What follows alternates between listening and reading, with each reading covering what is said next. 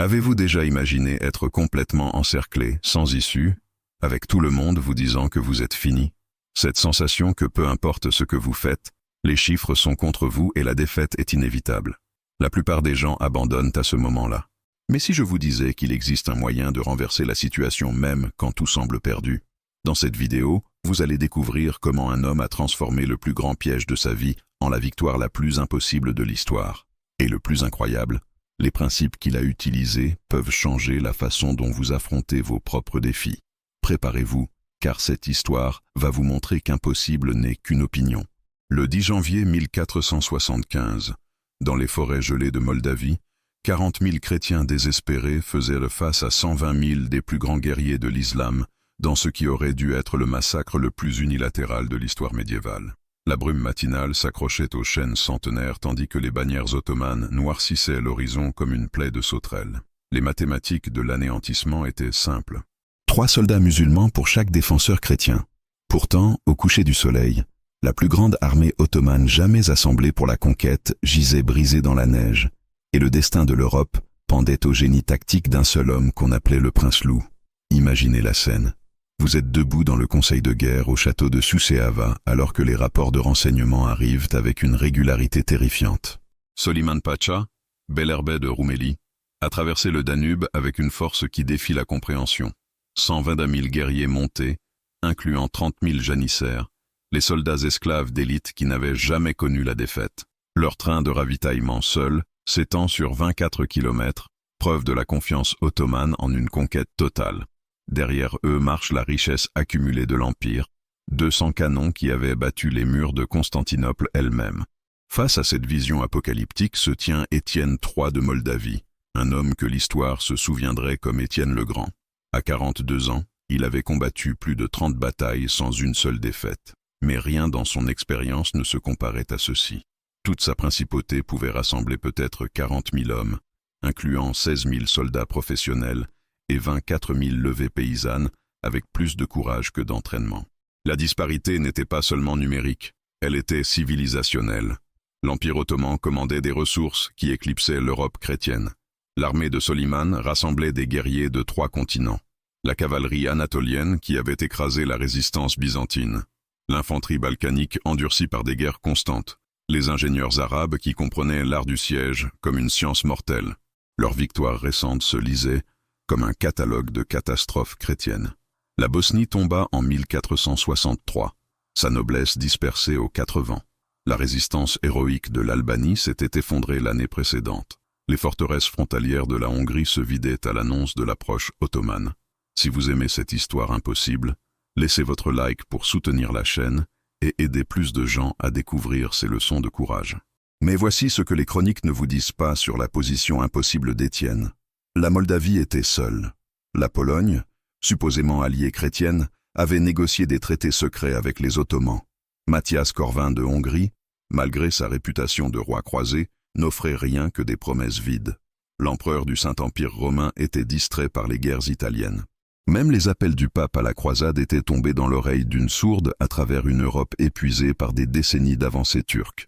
Étienne reçut la demande de soumission de Soliman le 28 décembre 1474. Les termes étaient standards pour une conquête ottomane.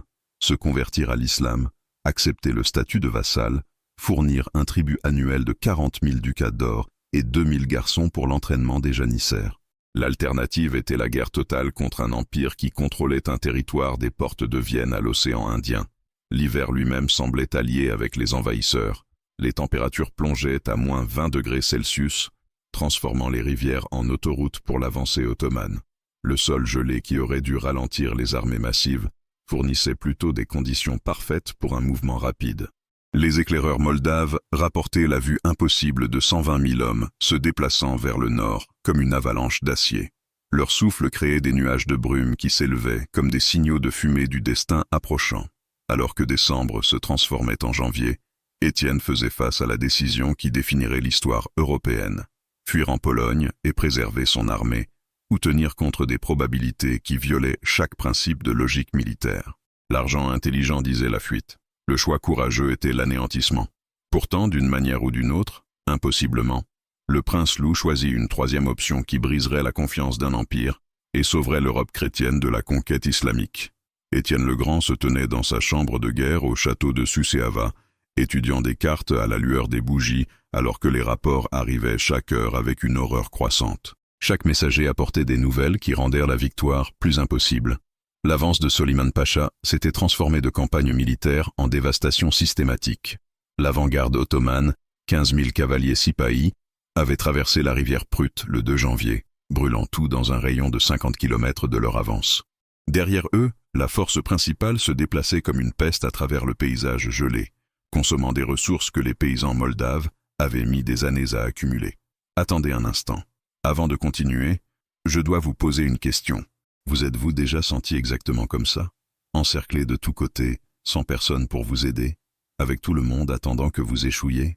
Cette sensation que vous menez une bataille que personne ne voit, personne ne comprend, et vous commencez à penser que le problème c'est vous. Écoutez, je sais qu'il y a beaucoup de gens qui regardent maintenant et qui traversent exactement ça en ce moment même. Et vous n'avez pas besoin de raconter tous les détails si vous ne voulez pas, mais laissez-moi vous demander quelque chose. Écrivez dans les commentaires comme ça, très simplement. Je suis encerclé, mais je n'abandonnerai pas. Sérieusement, copiez et collez ça. Je suis encerclé, mais je n'abandonnerai pas. Vous savez pourquoi? Parce que quand vous écrivez ça, vous ne faites pas que vous défouler. Vous laissez un message pour quelqu'un d'autre qui va le lire dans une semaine, dans un mois, qui pense à abandonner et va voir votre commentaire et va savoir qu'il n'est pas seul. Votre commentaire peut sauver quelqu'un aujourd'hui. Et en même temps, vous vous engagez envers vous-même. Alors allez-y, mettez la vidéo en pause maintenant. Descendez en bas et écrivez « Je suis encerclé, mais je n'abandonnerai pas. Je vais lire chaque commentaire. Je promets, vous n'êtes pas seul dans ça. » Maintenant, laissez-moi continuer à vous montrer comment cette histoire se termine. Parce que ce qui vient ensuite va vous donner exactement les munitions dont vous avez besoin pour votre propre bataille. Mais voici ce qui rendait la situation d'Étienne vraiment désespérée. Ce n'était pas juste une bataille.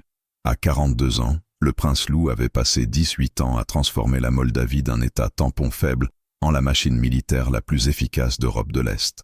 Chaque victoire contre les raiders polonais, les nobles hongrois et les prétendants valaques avait été achetée avec une brillance tactique qui compensait l'infériorité numérique. Maintenant, il faisait face à un ennemi qui le dépassait en nombre de 3 contre 1 et possédait une technologie militaire que ses forces ne pouvaient égaler.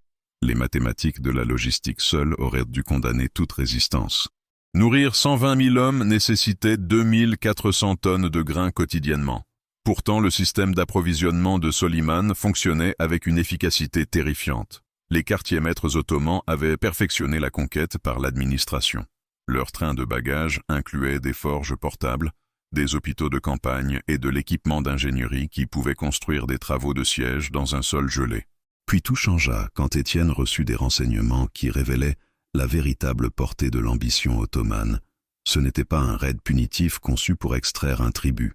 Soliman portait des plans architecturaux pour des fortifications permanentes, des codes légaux islamiques pour gouverner les populations chrétiennes et des ordres pour établir une administration provinciale ottomane. L'Empire avait l'intention d'effacer complètement la Moldavie, la transformant en l'Eyalé de Bogdan sous domination turque directe. Le 5 janvier, les commandants les plus expérimentés d'Étienne plaidaient ouvertement pour la retraite. Le prince Bogdan, son fils aîné et héritier désigné, argumentait pour le retrait en territoire polonais, où il pourrait se réorganiser et combattre un autre jour. La logique militaire soutenait cette stratégie. Préserver l'armée principale signifiait préserver l'avenir de l'État. Même la guerre médiévale reconnaissait que les héros morts n'accomplissent rien, tandis que les commandants vivants peuvent reconstruire. Regardez, je sais que vous n'êtes pas ici juste pour l'histoire. Vous êtes ici parce qu'à un moment de votre vie, vous vous êtes aussi senti encerclé, dos au mur, pensant qu'il n'y avait pas d'issue. Et vous savez ce que j'ai appris en étudiant ces batailles? Que les plus grands leaders de l'histoire n'ont pas gagné parce qu'ils étaient plus forts ou avaient plus de ressources.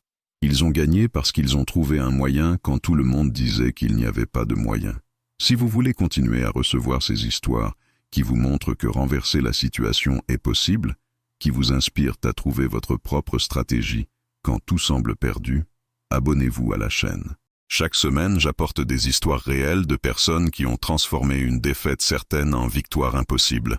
Et écoutez, ce n'est pas juste de l'histoire, c'est des munitions mentales pour vos propres défis. vous n'êtes pas seul dans cette lutte. Appuyez sur le bouton rouge là en bas et venez faire partie de cette communauté de personnes qui croient qu'impossible n'est qu'une opinion. Pourtant, Étienne comprenait quelque chose que ses conseillers manquaient. La survie de la Moldavie dépendait non pas de préserver des armées, mais de prouver que l'expansion ottomane avait des limites. Chaque État chrétien de la Hongrie à la Pologne regardait cette confrontation. Si la Moldavie tombait sans résistance significative, l'impact psychologique déclencherait une cascade de soumission à travers l'Europe de l'Est. Étienne ne défendait pas juste un territoire, il défendait l'idée que la résistance chrétienne restait possible. Voici ce que les chroniques ne vous disent pas sur ces 5 jours désespérés entre le 5 et le 10 janvier. Étienne a mis en œuvre une stratégie si audacieuse qu'elle frôlait la folie. Au lieu de défendre des positions statiques, il ordonna l'évacuation totale de la route d'invasion. Chaque grenier vidé, chaque puits empoisonné, chaque pont détruit. Les civils moldaves fuyaient vers le nord, emportant ce qu'ils pouvaient, laissant derrière eux une terre désolée qui affamerait toute force d'occupation.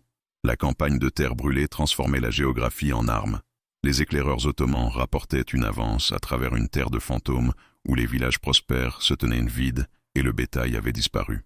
Le 10 janvier à l'aube, Soliman Pacha surveillait le champ de bataille avec la confiance d'un homme qui n'avait jamais goûté la défaite. De sa position de commandement sur la crête au-dessus de Vaslui, le général ottoman pouvait voir sa magnifique armée étendue à travers la plaine gelée comme un océan d'acier.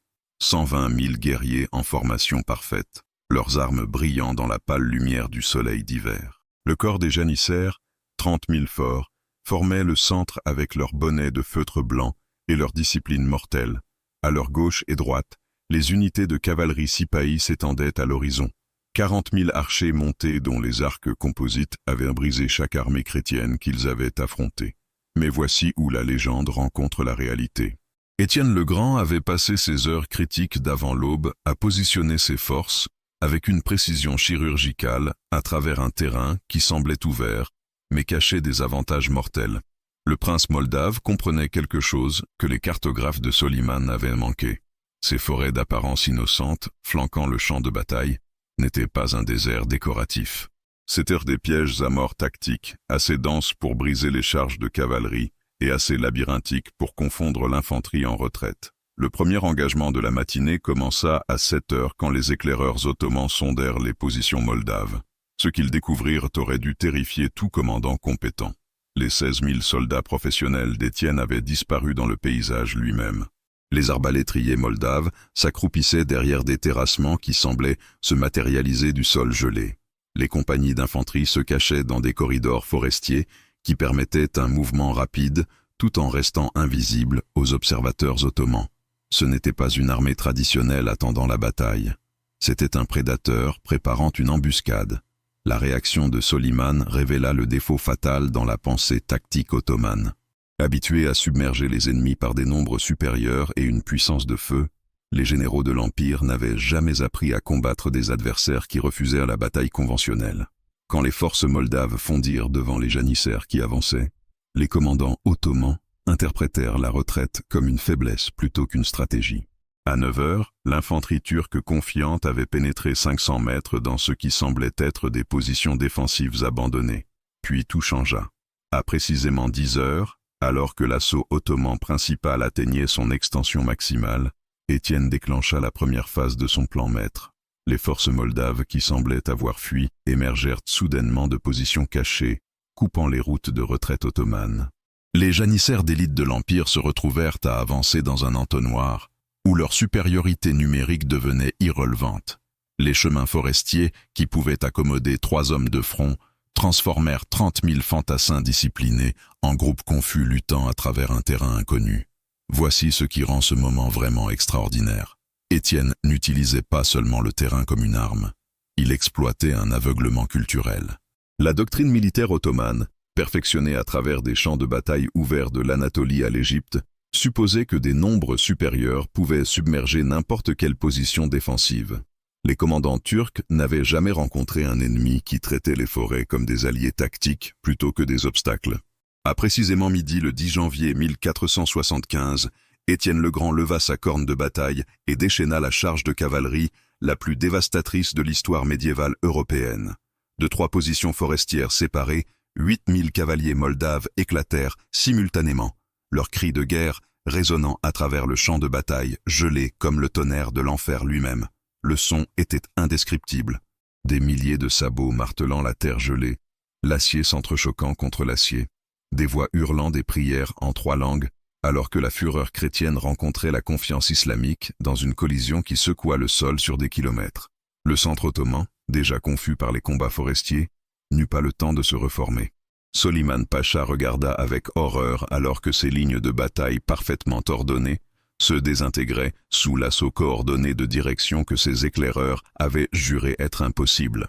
Le coin moldave de tête, 2000 cavaliers lourds menés par Étienne lui-même, frappa le flanc gauche des janissaires avec la force d'une avalanche. Dans les 30 premières secondes, 800 fantassins turcs d'élite cessèrent simplement d'exister, écrasés sous les sabots ou transpercés par des lances de frêne de 3,5 mètres. Mais ce n'était pas de la violence aléatoire, c'était de la destruction chorégraphiée. Alors que la charge moldave principale découpait les rangs ottomans, des forces secondaires émergèrent de positions cachées pour exploiter les brèches. Le prince Bogdan mena 1500 cavaliers contre l'aile droite turque, tandis que l'infanterie moldave se déversait de la forêt pour empêcher la retraite ottomane. En quelques minutes, l'armée de 120 000 hommes de Soliman se retrouva fragmentée en poches isolées, chacune combattant des batailles séparées contre un ennemi qui semblait se multiplier à chaque engagement. Voici ce qui rend ce moment vraiment extraordinaire. Les Ottomans ne perdaient de pas seulement. Ils étaient systématiquement détruits par des forces qu'ils ne pouvaient voir venir. Les tactiques moldaves violaient chaque principe de la guerre médiévale. Au lieu d'une charge massive suivie d'un retrait, Étienne avait coordonné de multiples assauts simultanés conçus pour créer une confusion maximale. La cavalerie turque, tentant de répondre à la crise, découvrit que les chemins forestiers qu'ils avaient ignorés étaient maintenant occupés par des arbalétriers moldaves, qui abattaient les officiers avec une précision chirurgicale. L'impact psychologique fut immédiat et dévastateur. Les unités de janissaires, qui n'avaient jamais reculé, se retrouvèrent encerclées dans un terrain qui niait leur entraînement.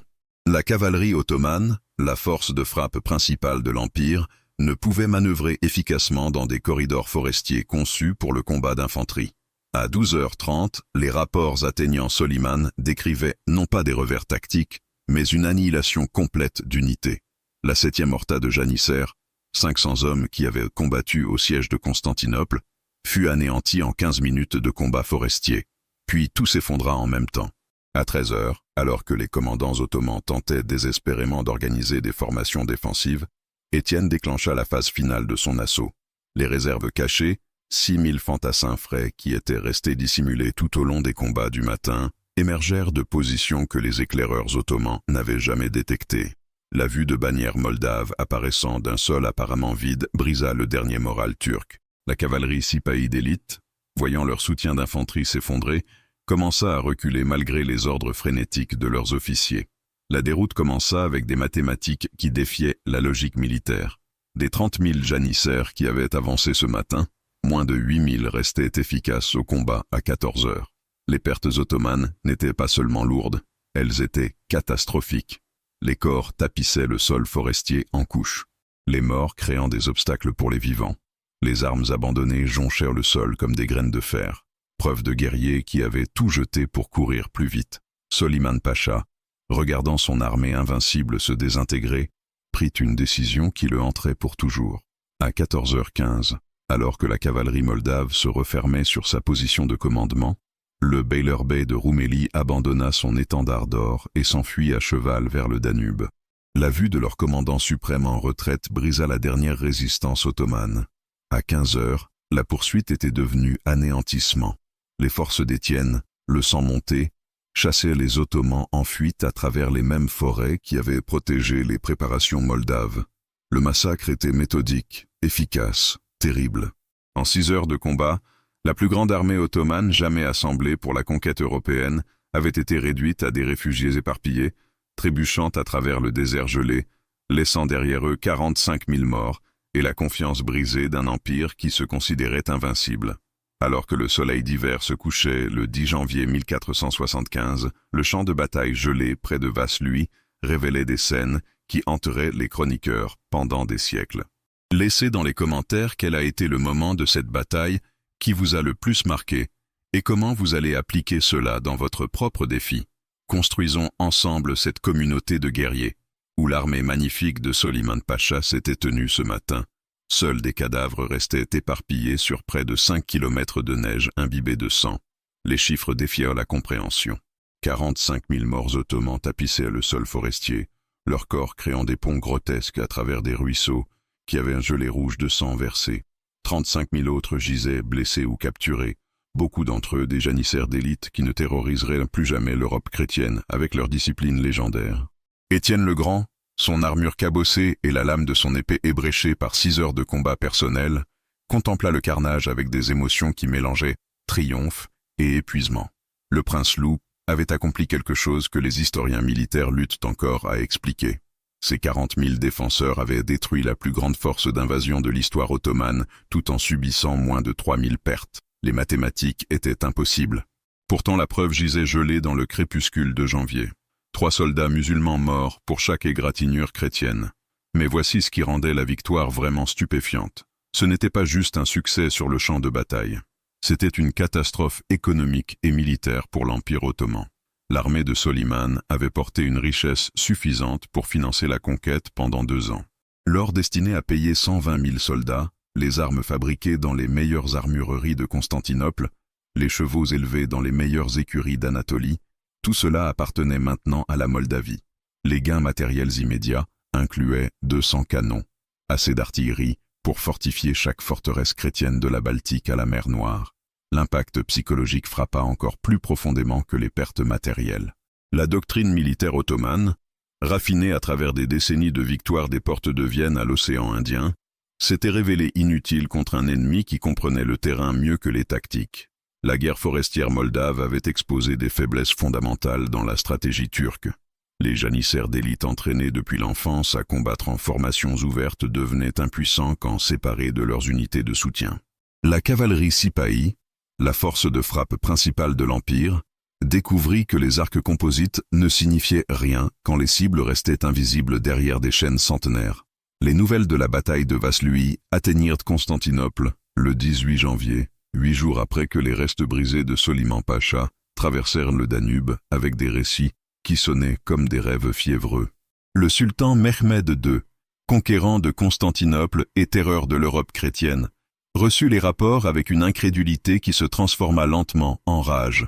L'empire qui s'était étendu sans relâche pendant 2 siècles avait subi sa défaite la plus catastrophique aux mains d'une principauté que la plupart des officiels ottomans ne pouvaient localiser sur une carte. L'onde de choc psychologique se répercuta à travers chaque niveau de la société turque. Des bureaucrates du palais aux raideurs frontaliers qui se demandaient soudain si Allah favorisait vraiment la conquête islamique. Les conséquences stratégiques se déroulèrent avec une précision dévastatrice au cours de la décennie suivante. La résistance hongroise, précédemment en train de s'effondrer sous la pression ottomane, se raidit en une opposition efficace qui retarda l'expansion turque de 20 ans. Les nobles polonais abandonnèrent leurs accommodations secrètes avec le pouvoir islamique, formant plutôt des alliances militaires qui s'avéreraient cruciales dans les conflits futurs. Plus significativement, le mythe de l'invincibilité des janissaires gisait enterré dans les forêts moldaves, encourageant la résistance chrétienne de la Baltique à la Méditerranée. Le pape Sixte IV déclara Étienne 3 athlètes du Christ et accorda des indulgences à tout chrétien qui soutenait la défense moldave. Ce n'était pas du simple théâtre religieux. La reconnaissance vaticane transforma un conflit régional en une cause de croisade qui attira des volontaires militaires et un soutien financier à travers l'Europe catholique. Mais voici ce qui rend l'héritage vraiment extraordinaire. Les académies militaires de Saint-Cyr à West Point étudient encore Vaslui comme l'exemple définitif de la guerre de terrain, submergeant la supériorité numérique. L'intégration par Étienne du combat forestier avec l'assaut de cavalerie coordonnée devint le modèle pour la guerre asymétrique qui influença tout des campagnes napoléoniennes aux tactiques d'insurrection modernes.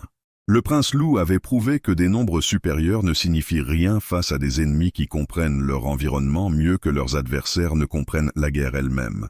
Étienne le Grand continua son règne impossible pendant 29 années supplémentaires, remportant 47 batailles tout en ne perdant que 2 engagements mineurs. Les cours européennes qui avaient ignoré les appels moldaves à l'assistance se disputaient soudain l'alliance avec le prince qui avait accompli l'impensable. Le 10 janvier 1475, dans les forêts gelées de Moldavie, 40 000 chrétiens désespérés faisaient de face à 120 000 des plus grands guerriers de l'islam, dans ce qui aurait dû être le massacre le plus unilatéral de l'histoire médiévale. Au lieu de cela, le prince Loup accomplit l'impossibilité mathématique par la perfection tactique, prouvant que parfois, juste parfois, le courage et la ruse comptent plus que le comptage. En 6 heures de combat, Étienne le Grand avait sauvé l'Europe chrétienne en démontrant que même les empires ont des limites quand ils rencontrent des leaders qui refusent d'accepter que la défaite est inévitable.